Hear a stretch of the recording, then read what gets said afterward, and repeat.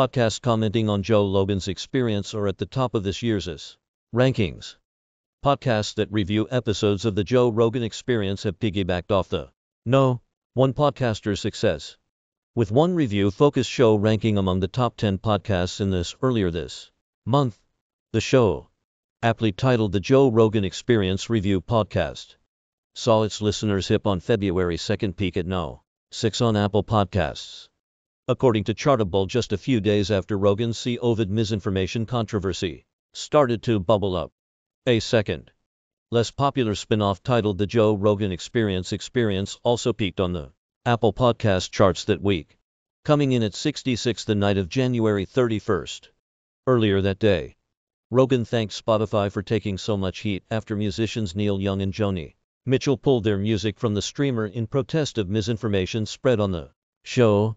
"I want to thank Spotify for being so supportive during this time, and I'm very sorry that this is happening to them," Rogan said in a video posted to Instagram. Meanwhile, Spotify CEO Daniel Ek defended the podcaster in a tense town hall with employees, claiming that Joe Rogan, while controversial, was necessary for the streamer to achieve its bold ambitions as a platform. The ambition in question is Spotify's $1 billion investment in podcasts, including the acquisitions of Gimlet Media, Anchor, Parcast, The Ringer, and Megaphone. On Thursday, the company announced the purchase of two podcast analytics companies, Podsights and Chartable. Rogan's massive listeners hip, which has proved to extend even to his reviewers, gives Ek the needed ammunition to prove Spotify's bet on podcasts is paying off. Almost all of Spotify's top 10 podcasts are at least 5 years old, fueling anxiety around what will be industry's next big hit.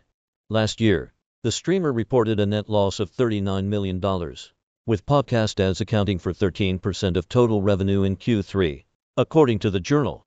Some musicians with music on Spotify, on the other hand, have been critical of the increased focus on podcasts. Belly, an alt-rock band at the forefront of the Delete Spotify movement, told Insider the streamer's aggressive investment in podcasters like Rogan flies in the face of its meager payments to artists.